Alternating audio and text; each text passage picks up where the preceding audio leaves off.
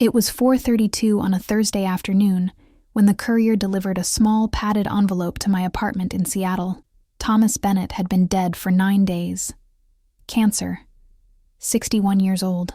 I'd gotten the news from his daughter Rebecca through a cold, formal email that said my presence at the funeral wouldn't be appropriate, given the family's need for privacy during this difficult time. I hadn't gone. I'd stayed home and cried alone like I'd done everything else during our 12 years together. The envelope had my name written in Thomas's handwriting across the front. Inside was a flash drive and a handwritten note on his personal stationery. The note said 3 words: "Watch them destroy themselves." I had no idea what that meant. But when I plugged that drive into my computer and started opening files, I realized Thomas hadn't spent 30 years taking boring corporate headshots like everyone thought. He'd been documenting something else entirely. And what I found on that drive would tear apart his perfect family and expose secrets that powerful people had spent fortunes keeping buried. I'm Amanda Pierce. I'm 39 years old, and I'd been Thomas Bennett's partner for 12 years when he died. He was a commercial photographer. Corporate headshots, product photography, real estate listings. That's what everyone knew him for. Boring professional work that paid well but wasn't particularly interesting. He had a studio in Bellevue, Washington. Clients all over the Pacific Northwest. Big companies, tech firms, real estate developers, law firms, political campaigns. He was good at what he did. Reliable, professional, expensive. His family, his wife Helen, who he'd been married to for 35 years, his daughter Rebecca, who was 32, his son Marcus, who was 29, they'd all thought Thomas's photography was just a job, a way to make money. Nothing more. They'd had no idea what he'd really been doing with that camera. Thomas and I met in 2013 at a coffee shop near his studio. I was working as a graphic designer for an advertising agency. We'd been assigned to the same project, corporate branding for a tech startup. Thomas was handling the executive photos. I was doing the visual identity. We'd met to coordinate. We'd started talking about photography and design and art. He'd been passionate about it in a way that surprised me. Most commercial photographers I'd worked with treated it like a paycheck. Thomas talked about it like it mattered. We'd started meeting for coffee regularly, then dinners. Then he'd told me his marriage was dead, that he and Helen lived separate lives, that they stayed together because of the kids, and because divorce at their age seemed pointless. I'd believed him. Maybe I'd wanted to believe him. Either way, we'd started a relationship that lasted 12 years, and that his family never knew about. Thomas had been secretive about his work. He'd had a locked office in his studio that nobody was allowed into. He'd said it was where he kept sensitive client files, photos of executives that hadn't been released yet, confidential product photography. NDAs and privacy agreements meant he couldn't let anyone see that stuff. His family had accepted that. His employees had accepted that. But I'd been in that office many times. I'd seen his real work, the project he'd been working on for decades. He'd called it his insurance policy. Documentation of truth, he'd said. Evidence that powerful people weren't who they pretended to be. I'd thought he was being dramatic. Now I understood he'd been preparing for this. The flash drive had contained over 4,000 photos, organized by year, by subject, by event. The earliest photos were from 1997, 28 years of documentation. I'd started with the most recent files from 2025 and worked backward. The first photo I'd opened had been of Helen, Thomas's wife. She was in a restaurant, upscale place. She wasn't alone. She was with a man I didn't recognize. Their hands were intertwined on the table. They were leaning close, intimate. The timestamp on the photo said March 2025, 6 months before Thomas died. The next photo showed Helen and the same man leaving the restaurant together, getting into a car. The next photo showed them at a house in Sammamish, going inside. The metadata showed Thomas had taken these photos over multiple visits: March, April, May, June. Dozens of photos documenting an affair that had apparently been going on for at least 4 months and probably much longer. I'd kept scrolling. More photos of Helen. More photos of the man. Then photos of Rebecca, Thomas's daughter. She was a corporate attorney, worked for a big firm in downtown Seattle. Thomas had photos of Rebecca at her office, photos of documents on her desk. I'd zoomed in. Expense reports, billing records, client files, all clearly visible. And in the margins of some documents, handwritten notes, padding hours, overbilling clients, charging for work that hadn't been done. Thomas had documented Rebecca's billing fraud in excruciating detail. Dates, client names, dollar amounts. Everything you'd need to prove she'd been stealing from her firm and their clients for years. Then there were photos of Marcus, Thomas's son. Marcus worked in commercial real estate development. He was a vice president at a firm that built apartment complexes and shopping centers. Thomas's photos showed Marcus at construction sites, meeting with contractors. But they also showed Marcus accepting envelopes, meeting men in parking garages, shaking hands with people Thomas had labeled in the file names, city inspectors, zoning officials, planning commissioners. The photos made it clear Marcus had been paying bribes to get permits approved and inspections passed. Building code violations, safety violations, all documented, all time-stamped, all labeled with names and locations. But the photos of Thomas's family were just the beginning. There were folders for other people, business associates, political figures. Thomas had photographed a city council member accepting cash from developers, a state senator meeting with lobbyists who'd been under investigation for corruption, a federal judge having dinner with attorneys who had cases in his courtroom, a police chief whose department was supposed to be investigating organized crime meeting with known criminals, a prominent tech CEO whose company promoted diversity and inclusion, hiring someone to intimidate a former employee who'd filed a discrimination lawsuit. All of it documented, all of it time-stamped, all of it organized with notes about context and connections. I'd spent 6 hours going through the files that first night. I'd barely scratched the surface. Thomas had been systematically documenting corruption, fraud, affairs, and criminal activity for nearly 3 decades. He'd used his commercial photography business as cover. Nobody questioned why Thomas Bennett was at a restaurant, or a construction site, or a city hall meeting, or a corporate office. He was just the photographer, taking headshots, taking photos for marketing materials. Nobody paid attention to what else he might be photographing while he was there. And Thomas had been very, very careful.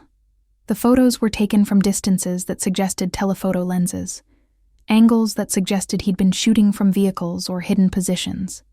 He'd been invisible, and he'd been documenting everything. The note he'd left me, "Watch them destroy themselves," started making sense. Thomas knew what was on this drive. He knew what would happen if it got out. His family would be destroyed. Helen's affair, Rebecca's fraud, Marcus's bribery, all of it public. All of it career-ending, probably criminal. But more than that, the other people on this drive would be destroyed too. Politicians, judges, business leaders, police officials, people with power and money and reputations to protect. Thomas had left me a weapon. The question was what I was supposed to do with it. I'd spent the next 3 days thinking about it. Thomas had died knowing this drive existed. He'd made sure it got to me. Not to his family. Not to authorities. To me. Why? What had he wanted me to do? Release it publicly? Use it as leverage? Destroy it? The note had said, "Watch them destroy themselves." Did that mean I was supposed to release the photos and watch the fallout? Or did it mean something else? I'd called the number on Thomas's attorney's business card that had been included in the envelope. A man named Richard Foster had answered. He'd said Thomas had left instructions, that I should call when I'd received the package, that we needed to meet. Richard Foster's office had been in downtown Seattle, 32nd floor. Glass walls overlooking Puget Sound. Richard was late 50s, gray hair, expensive suit. He'd gestured for me to sit. He'd said, "Thomas told me you'd be confused about the drive, about what he wanted you to do with it." I'd said, "I'm very confused." He documented crimes, affairs, corruption. Why give it to me? Why not go to the police? Richard had said, because Thomas knew what would happen if he went to the police. Nothing. These photos implicate powerful people, people with connections. People who can make evidence disappear and witnesses change their stories. If Thomas had gone to the police or the FBI or the media, the photos would have been buried and he would have been destroyed, maybe worse. So he waited. He collected evidence for 30 years, and now that he's dead, he's given you a choice. I'd said, what choice? Richard had said, you can release the photos publicly. Upload them to the internet where they can't be deleted. Send them to media outlets. Make sure everyone sees what Thomas documented. His family gets destroyed. The other people in those photos get destroyed. You probably get destroyed too because they'll come after you. Or you can use the photos as leverage. Contact the people who have the most to lose and negotiate. Maybe you get money. Maybe you get concessions. Maybe you get justice for things Thomas couldn't get justice for. Or you can destroy the drive and pretend you never saw it. Let everyone keep their secrets. Thomas said the choice is yours. He trusted you to make the right call. I'd asked what the right call was. Richard had said Thomas didn't say. He just said you'd know. I'd said, why me? Why not give this to authorities? Why not set it up to be released automatically when he died? Richard had said, because Thomas loved you. He wanted you to have the power. He wanted you to be the one who decided what happened next. He said his family didn't deserve that power. They'd either bury it to protect themselves or weaponize it for their own gain. But you, he said you'd use it the right way, whatever that meant to you. I'd left Richard's office more confused than when I'd arrived. That night, Helen had called me. I'd been shocked. Helen had never called me before. She didn't know I existed, or at least I'd thought she didn't know. She'd said, we need to talk about something Thomas left you. I'd said, how do you know Thomas left me anything? She'd said, his attorney told me. He said Thomas sent you something before he died, and that it might concern the family. I need to know what it is. I'd said, I don't think that's any of your business. She'd said, I think it is, and I think you'll want to talk to me before you do anything with whatever Thomas gave you. We should meet. Tomorrow. There's a coffee shop on Capitol Hill. I'd agreed to meet her mostly because I'd wanted to see what she knew. Helen Bennett was 60 years old and looked like she'd spent those years being professionally managed. Perfect hair, perfect makeup, perfect clothes. She'd been sitting at a corner table when I'd arrived. She'd ordered me a coffee without asking what I wanted. She'd said, you're Amanda, Thomas's girlfriend. I'd said, you knew? She'd said, of course I knew. I've known for years. You think I didn't notice when my husband started coming home happier? Started caring about his appearance again? Started protecting his phone and his computer like they held nuclear codes? I knew. I just didn't care. Our marriage was over a long time ago. He could do whatever he wanted as long as he was discreet. You were discreet. So I left it alone. I'd said, then why are we meeting? She'd said, because Thomas left you something that affects my family. His attorney said Thomas sent you files before he died. Files that contain sensitive information. I need to know what's in those files. I'd said, why would I tell you that? She'd said, because I'm prepared to make you an offer. Whatever Thomas left you, whatever information it is, I'll pay you for it. Name your price. I'd said, you don't even know what it is. She'd said, I know my husband. He was obsessed with documentation, with evidence, with proving things. He probably left you photos. Photos of me or my kids doing something he disapproved of. Am I right? I'd stayed quiet. She'd said, I'll take that as a yes. Here's what I'm offering. $500,000. You give me the files, you sign an NDA, and this goes away. Nobody gets hurt. I'd said, what if the files show criminal activity? She'd said, then you're in possession of evidence you haven't turned over to authorities, which makes you complicit. Or you're planning to use that evidence for personal gain, which makes you a blackmailer. Either way, you're in a bad position legally. I'm offering you a way out. Take the money, give me the files. Walk away. I'd said, and if I don't? She'd said, then I'll make your life very difficult. I have resources, lawyers, investigators. I can make sure you regret whatever you're planning to do with Thomas's files. I'd finished my coffee and left without answering. Helen had called after me. The offer stands for 48 hours. After that, things get complicated. Rebecca had contacted me next. Thomas's daughter. She'd sent an email. Professional. Formal. She'd said she understood I had materials her father had left me. She'd like to discuss them. Could we meet? I'd agreed. We'd met at her law office downtown. 43rd floor. Glass and steel and intimidation. Rebecca had been in a conference room. Sharp suit. Sharp eyes. She'd said, "My mother told me about your meeting. About her offer. I'm here to make you a better one. $750,000. Plus legal protection. I'll draw up documents ensuring you're protected from any liability related to whatever's in those files. You give me the drive. You sign the paperwork. You disappear with $750,000 and no legal exposure. That's a good deal." I'd said, "Your mother offered $500,000. You're offering $750,000. That means whatever's on this drive is worth more than that." Rebecca had smiled. She'd said, "The value is in making it go away. Whatever my father documented, it's in the past. Releasing it now doesn't change anything except hurt people. Why do that when you can be financially secure instead?" I'd said, "Maybe because people should know the truth." She'd said, "Truth is a luxury most people can't afford. And you're not most people. You're a woman in her late 30s with a modest income and no retirement savings." I checked. $750,000 changes your life. Truth doesn't pay bills. I'd left without taking the deal. Marcus had tried a different approach. He'd shown up at my apartment building, waited for me in the lobby. When I'd come downstairs, he'd been standing there, mid-20s, entitled, angry. He'd said, "You're the woman who was screwing my dad." I'd said, "You need to leave." He'd said, "Not until we talk. You've got files, photos, whatever. My mom and sister are trying to buy you off. I'm here to tell you that won't work. You release those photos, you'll regret it." I'd said, "Is that a threat?"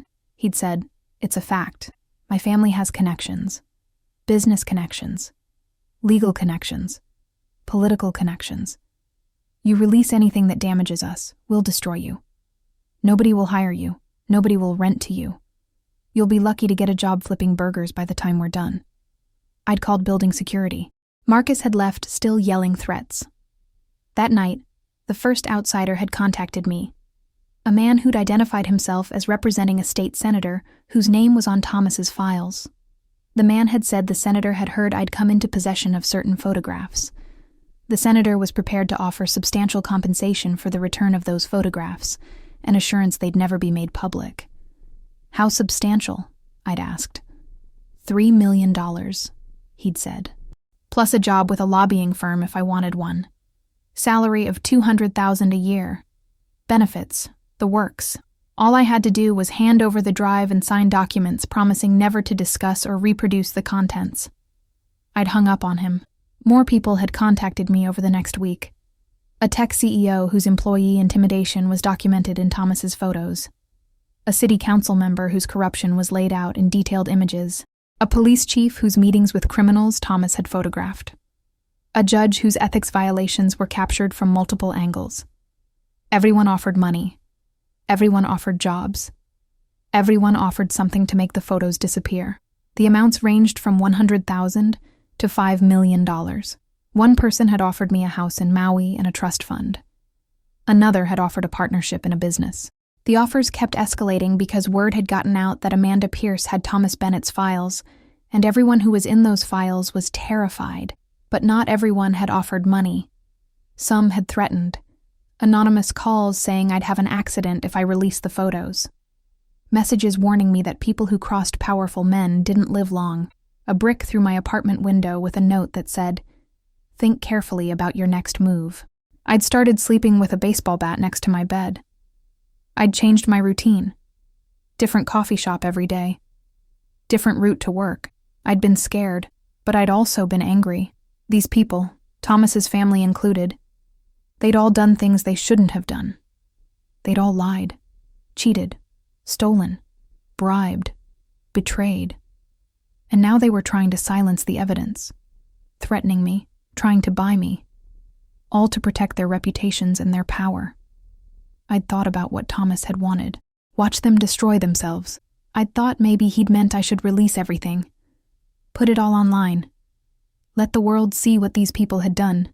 Watch as their lives fell apart. Their careers ended. Their reputations crumbled.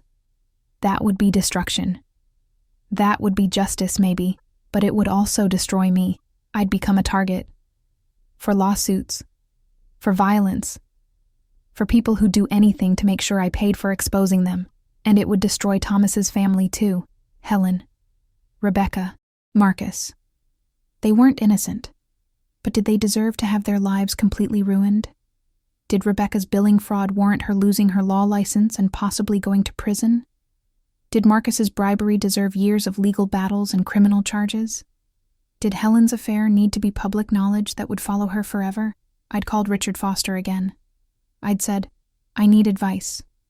He'd said, I can't tell you what to do. Thomas was clear about that. This is your choice. I'd said, then tell me what Thomas told you. Why did he collect all this? Richard had said, because Thomas believed people should be accountable. He watched people he knew do terrible things and get away with it because they had money or power or connections. It ate at him. So he documented it. He thought maybe someday it would matter. That someday someone would care. When he got sick, he knew he'd never see that accountability happen himself. So he gave the evidence to you and trusted you'd figure out the right thing to do. I'd made my decision. I wasn't going to release everything publicly. That was too destructive. Too much collateral damage. Too many lives destroyed for sins that ranged from minor to major. But I wasn't going to bury it either. I wasn't going to let everyone buy their way out of accountability. I'd called Helen. I'd said, here's what's going to happen. You're going to divorce your affair partner, and you're going to make it right with Thomas's memory. You're going to stop pretending you were the perfect wife. You're going to acknowledge publicly that your marriage had problems, and that Thomas deserved better. Do that, and the photos of you stay private. Refuse, and they go to everyone you know. Helen had agreed. She'd released a statement to the family and close friends acknowledging that her marriage to Thomas had been troubled in recent years. That they'd both made mistakes. That she regretted not being the partner he deserved. It wasn't a full confession, but it was honesty, more than she'd have given otherwise. I'd called Rebecca. I'd said, you're going to report yourself to the Bar Association. You're going to admit you overbilled clients, and you're going to make restitution. You're going to face whatever professional consequences come from that. Do that, and the detailed evidence stays private. Refuse, and I send everything to your firm, your clients, and the state bar. Rebecca had hired a lawyer. She'd reported herself. She'd repaid over $200,000 to clients she'd defrauded. She'd been suspended from practice for 2 years.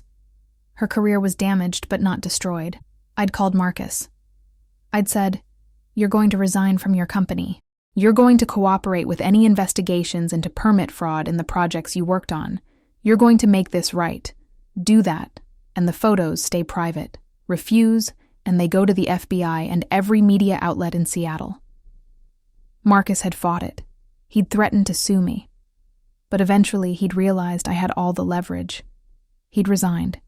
He'd cooperated with a federal investigation into construction fraud.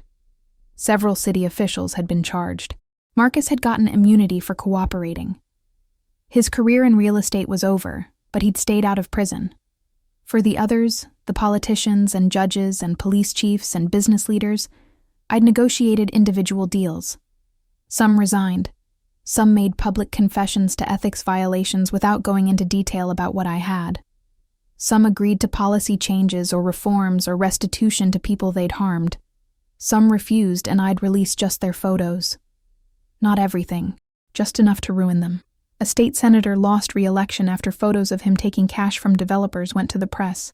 A judge was removed from the bench after photos of his inappropriate meetings with attorneys were published.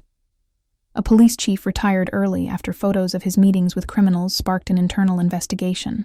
A tech CEO's company faced lawsuits after photos of his employee intimidation surfaced. I didn't release everything. Some photos I kept back. Some secrets stayed buried because the harm of releasing them outweighed the accountability. Thomas had documented affairs that would destroy marriages where kids were involved. I kept those private unless there was a greater public interest. He'd documented personal struggles, addictions, mental health crises. Those stayed private. This wasn't about destroying everyone Thomas had photographed. It was about accountability for people who'd used power and money and connections to avoid consequences. It was about making sure Thomas's 30 years of documentation mattered. Today, 18 months later, I'm 41 and I live in Portland, Oregon. I left Seattle because staying there felt dangerous. Too many people angry at me. Too many people who'd lost careers or reputations or power because of the photos I'd released. I'd used some of the negotiated settlements to relocate and start over. I work as a freelance graphic designer again. Quiet life. Anonymous life. The flash drive is in a safety deposit box in a bank. Copies are with 3 different attorneys with instructions to release everything publicly if anything happens to me. That's my insurance policy. Thomas gave me his insurance policy and I'd used it. Not the way everyone thought I would. Not to get rich. Not to destroy everyone. But to force accountability where there'd been none. Thomas's family still hates me. Helen hasn't spoken to me since she made her public statement about their marriage. Rebecca finished her suspension and practices law in a smaller firm now. She blames me for derailing her career, even though she derailed it herself by defrauding clients. Marcus moved to California and works in restaurant management. He tells people I'm a blackmailer who destroyed his life. Maybe he's right. Maybe what I did was blackmail, but it was blackmail in service of forcing people to face consequences they'd spent years avoiding. That feels different to me. It might not feel different to a court, but I'd made my choice, and I'd accept whatever came from it. The question I'd struggled with most was whether Thomas would have approved.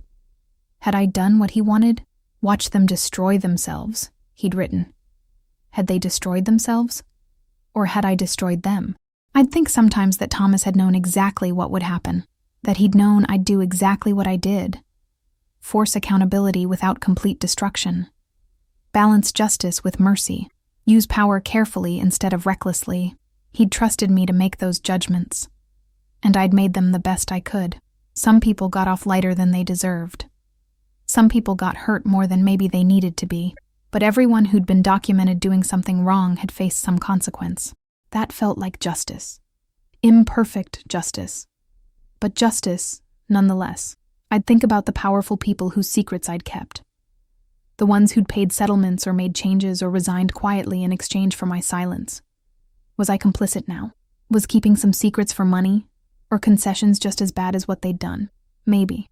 But Thomas had collected this evidence for 30 years without ever using it. He'd seen corruption and fraud and lies, and done nothing but document.